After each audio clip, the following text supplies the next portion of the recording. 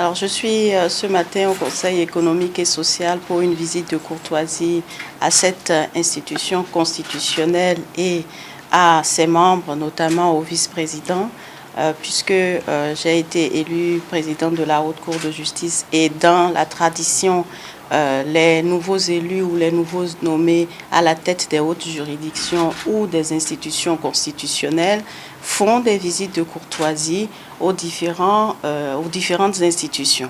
Donc, je fais cette visite de courtoisie au sein du Conseil économique et social et particulièrement au vice-président du Conseil économique et social qui m'a fait l'honneur, quand j'ai fait la passation de charge, d'être présent à mes côtés à Porto Novo, et aussi parce que le Conseil économique et social est le creuset des forces vives de la nation. Le Conseil économique et social est l'endroit où on retrouve la plupart des forces vives de la nation, de tous les segments de la nation. Et en ce sens-là, le lien entre la haute juridiction, la haute cour de justice et le Conseil économique et social est nécessaire parce que nous faisons partie de la République et nous avons besoin d'être solidaires les uns vis-à-vis des autres. Nous travaillons tous pour la République, pour l'intérêt général. Il était donc de bon ton que je vienne.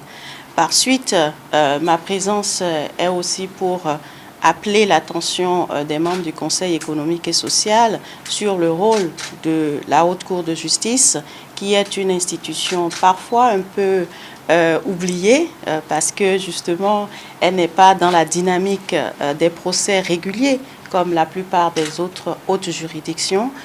Donc, cette juridiction d'exception qui est en charge de juger les membres de l'exécutif a besoin d'une certaine visibilité et d'une réforme de la Haute Cour de justice, de travailler à ce que cette Haute Cour soit mieux connue. Donc, je suis venue partager avec le président, le vice-président du Conseil économique et social et certains membres du bureau les projets de la Haute Cour de justice, recueillir les conseils et voir dans quelle mesure nous pouvons travailler en synergie entre les deux institutions constitutionnelles.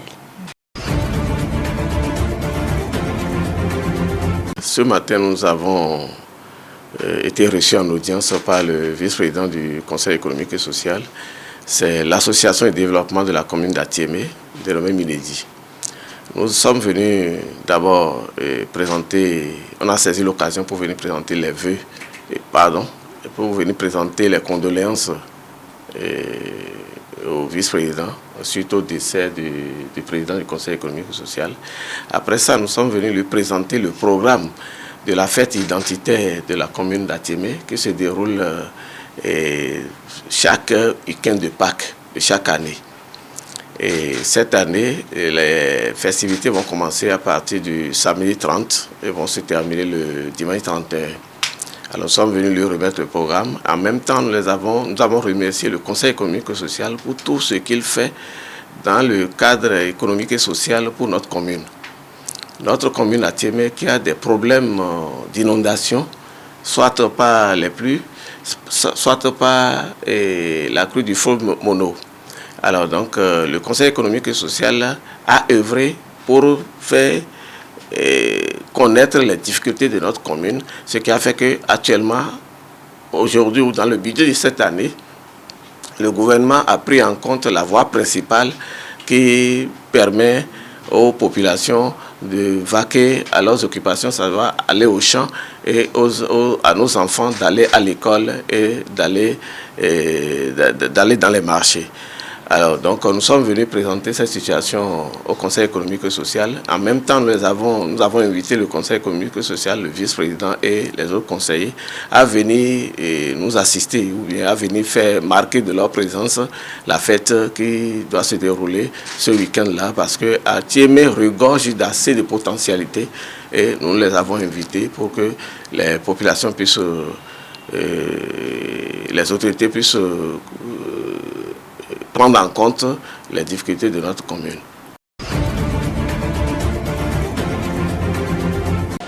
S'agissant de l'inscription sur les listes électorales, il faut dire, nous sommes dedans, il y a les centres d'inscription sur les listes électorales qui sont installées partout sur le territoire national.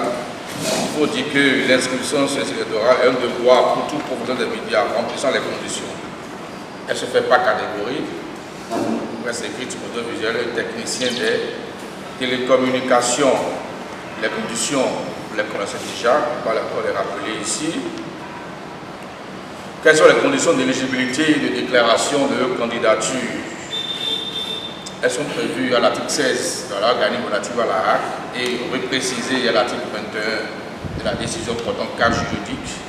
Il faut dire de façon précise que nul ne peut être éligible aux élections des représentants des médias à la RAC s'il est de nationalité béninoise, s'il ne jouit de tous ses droits civils et politiques, s'il ne réside sur le territoire de la République du Bénin, s'il est de bonne moralité, de grande probité et s'il ne dispose d'une expérience professionnelle d'au moins 10 ans de pratique professionnelle. Chaque candidat doit présenter une candidature établie en 2 exemplaires auprès de la Sénat 50 jours avant la date fixée pour le début de la campagne. L'opération se déroulera en 5 jours ouvrables. Pour votre information, ça sera du 1er avril au 5 avril. Quel est le contenu de la déclaration? En dehors de la lettre de déclaration, on doit y retrouver en pièce jointe une version numérique de la photo d'identité du candidat, pas de photo bijou, un logo de candidat et sa version numérique, un extrait date de naissance sécurisé de toute pièce tenant lieu, le numéro 2 du cahier judiciaire datant d'au moins 3 mois. S'agissant du numéro 2 du cahier judiciaire, le postulant ne peut pas lui-même demander le numéro 2. Il revient à la RAC, certainement après le dépôt de candidature, de procéder à la demande du numéro 2 du cahier judiciaire. On doit retrouver aussi un certificat de résidence, un certificat de nationalité, une attestation de non-condamnation plus de 2 fois par l'ODEM et aussi une attestation de non-condamnation de plus de 2 fois par la RAC dans les derniers mois précédents de l'élection. Une quittance payée dans les caisses de l'État, trésor public, 300 000 francs CFA et une attestation justifiant de 10 ans au moins d'ancienneté de pratique professionnelle et un engagement de bonne conduite. Il y a 3 représentants de la FETI, à savoir une personne pour la presse écrite, une personne pour l'audiovisuel et une personne pour les techniciens de télécom, qui sont au sein, dont un est rapporteur de cette commission. Juste parce que quand on a rencontré vos représentants, ils avaient un peu une suspicion que la RAC organise, la RAC a encore des candidats en son sein. Et donc nous on a dit non, ce n'est pas le cas. Et d'ailleurs dans cette commission-là, les candidats qui sont membres actuels de la RAC ne sont pas dans cette commission temporaire qui travaille et ils sont exclus de toute décision liée à cette campagne. Ils ne savent pas ce qu'on fait. Donc sur ce point aussi, je voudrais revenir pour apaiser les uns les autres. Je ne sais pas si toutes les informations avec les chrétiens arrivent à votre niveau par rapport à ça. De toute façon, nous faisons de notre mieux. On fait tout pour qu'il y ait égalité. Pour que ça soit sur le terrain, que dans les urnes, que se décident vos représentants qui arrivent. Et on est ouvert, si vous voyez qu'il y a des choses qui prêtent un peu à confusion dans ce qui se fait, nous on est ouvert à vous répondre. Soit vous passez par vos représentants, ou bien mon numéro est ouvert parce que je suis le coordonnateur de cette commission chargée de l'organisation de cette élection. Donc je peux encore vous répondre sur ça.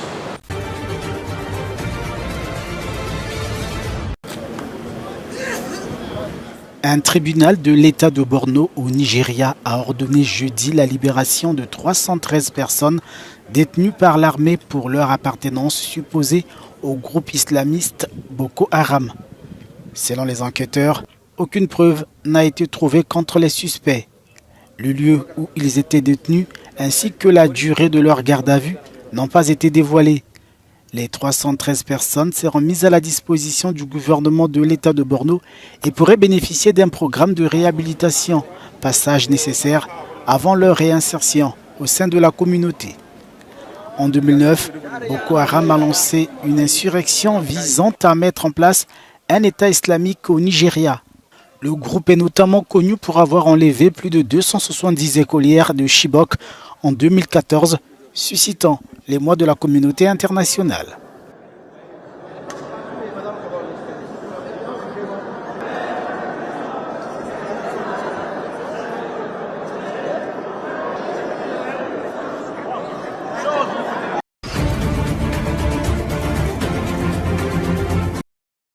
En Somalie, une nouvelle génération d'agriculteurs et d'entrepreneurs agricoles mène une révolution en introduisant des pratiques modernes. Jeunes et ambitieux, ils permettent notamment aux agriculteurs de la capitale Mogadiscio de produire des fruits et des légumes tout au long de l'année grâce à de simples serres. L'idée de fournir régulièrement des produits frais au marché est née en 2014. Nous étions jeunes, avions étudié l'agriculture et venions d'obtenir notre diplôme. Au départ, nous nous sommes concentrés sur l'aménagement paysager en plantant des arbres dans les hôtels, les maisons et les espaces publics.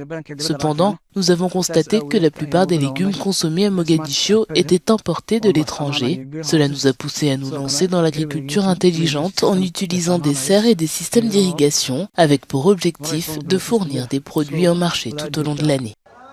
Avec plus de 250 serres réparties dans la périphérie de Mogadiscio, ces exploitations jouent un rôle essentiel dans l'approvisionnement régulier de la capitale somalienne en denrées alimentaires. Aujourd'hui, je suis au supermarché pour acheter différents types de légumes. Je suis extrêmement satisfaite de savoir que ces légumes ont été produits dans notre pays. Avant tout, ils sont biologiques, frais et sains. Le fait de savoir qu'ils proviennent de nos fermes locales nous rassure. J'espère que nos fermes locales continueront à produire davantage et à augmenter leur rendement. Après des années de guerre civile, de sécheresses fréquentes et d'inondations récentes, les Somaliens souffrent d'insécurité alimentaire. La croissance du secteur de l'agriculture sous serre a créé des emplois pour de jeunes diplômés en agriculture. Alors que nous nous dirigeons vers des événements climatiques extrêmes, des sécheresses imprévisibles et des inondations soudaines, l'utilisation de la technologie pourrait être l'un des moyens par lesquels les pays, et en particulier la Somalie, peuvent surmonter le problème de l'insécurité alimentaire et par conséquent l'agriculture en serre est et peut faire partie de la solution. La viabilité environnementale de l'agriculture sous serre suscite toutefois des inquiétudes. Cette méthode nécessite en effet beaucoup d'énergie pour l'éclairage, le chauffage et le refroidissement et elle est également gourmande en eau.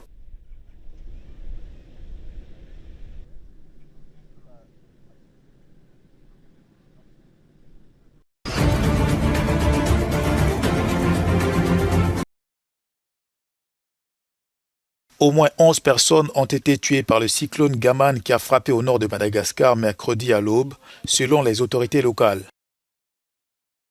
Le cyclone tropical qui était censé contourner l'île de l'océan Indien a changé de cap pour s'abattre sur la pointe nord de la grande île avec des vents moyens de 150 km/h et des rafales de 210 km/h. Jeudi, les autorités malgaches ont déclaré une dizaine de personnes décédées et 36 000 sinistrés. Le nombre de victimes ne cesse de s'augmenter. Plusieurs fleuves et rivières ont quitté leur lit avec pour conséquence d'énormes inondations, des ponts effondrés et des routes coupées selon le Bureau national de gestion des risques et des catastrophes. Les images terrifiantes des dégâts sont devenues virales sur les réseaux sociaux. Le cyclone tropical Gaman est le premier de la saison des tempêtes et cyclones de cette année à Madagascar. L'an dernier, le cyclone Freddy et la tempête tropicale Shinezo ont fait au moins 37 morts et forcé des milliers de personnes à quitter leur domicile.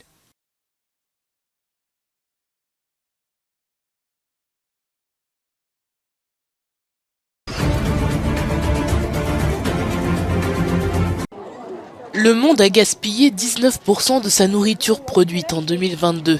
C'est le nombre qu'a indiqué le nouveau rapport sur l'indice de gaspillage alimentaire du Programme des Nations Unies pour l'environnement.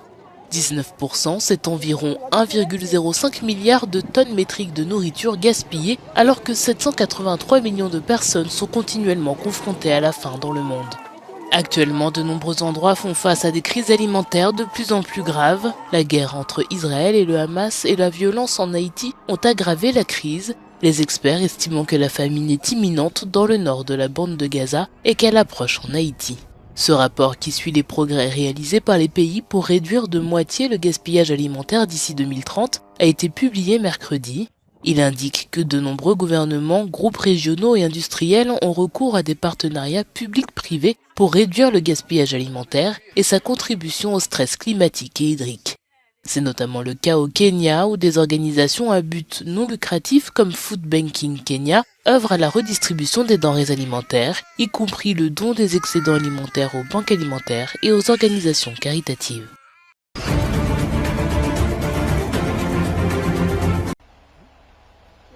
En Afrique du Sud, 45 personnes ont été tuées dans un accident de la circulation. Un bus qui transportait des fidèles chrétiens à destination d'un festival de Pâques a sauté d'un pont sur un col de montagne ce vendredi peu après minuit. Un seul survivant, il s'agit d'un enfant de 8 ans. Il est admis aux soins médicaux selon les autorités de la province du Limpopo qui précisent que l'enfant avait été grièvement blessé. Le gouvernement provincial de Limpopo a déclaré que le bus avait quitté le pont de Mamatlakala et plongé 50 mètres à contrebas dans un ravin avant de prendre feu. Les opérations de recherche étaient en cours selon l'administration provinciale, mais de nombreux corps ont été calcinés et difficiles à identifier pour autant. D'autres étaient encore piégés à l'intérieur du véhicule. Les autorités pensent que le bus était en provenance du Botswana voisin pour Moria, ville qui abrite le siège de l'église chrétienne sioniste, dont le pèlerinage de Pâques attire des centaines de milliers de personnes de toute la sous-région.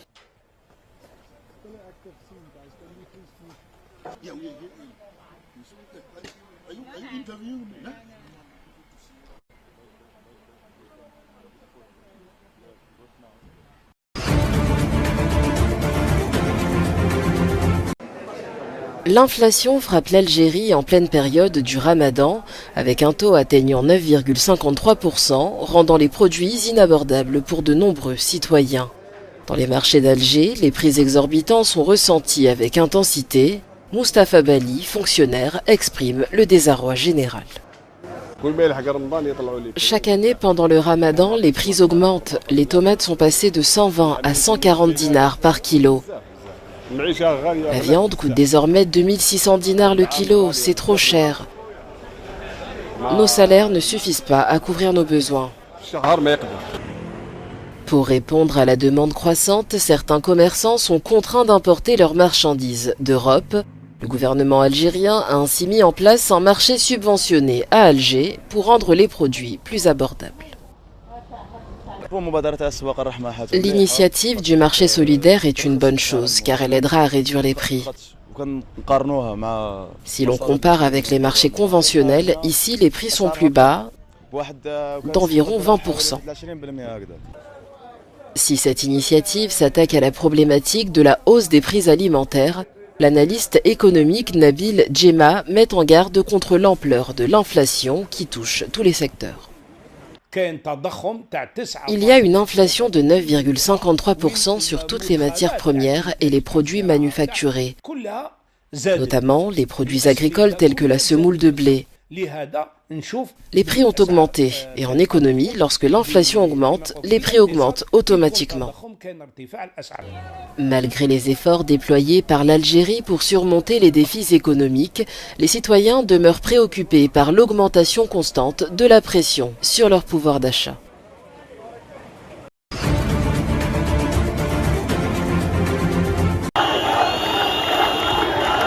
En Égypte, la croissance démographique est en berne. En 2003, elle a ralenti à 1,4%, son taux le plus bas depuis des décennies selon les données du ministère de la Planification publiées jeudi.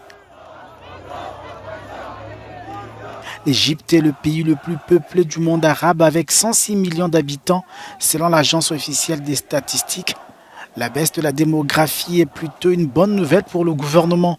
Le président Abdel Fattah al-Sisi mettait déjà en garde contre le poids de la natalité sur les finances publiques et les services de l'État, alors que 60% des citoyens vivent en dessous ou à proximité du seuil de pauvreté. Mais pas que, le pays fait aussi face au déficit en matière d'écoles et d'hôpitaux, entre autres, écroule sous le poids d'une dette accrue. Dans le souci de freiner le boom démographique, les autorités ont lancé en 2019 la campagne « 2, c'est assez ».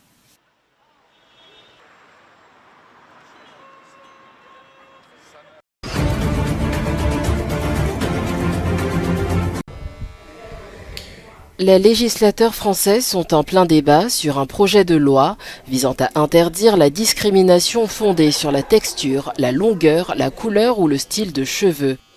Cette mesure sans précédent enverrait un message fort à toutes les personnes victimes d'hostilité en raison de leur texture capillaire.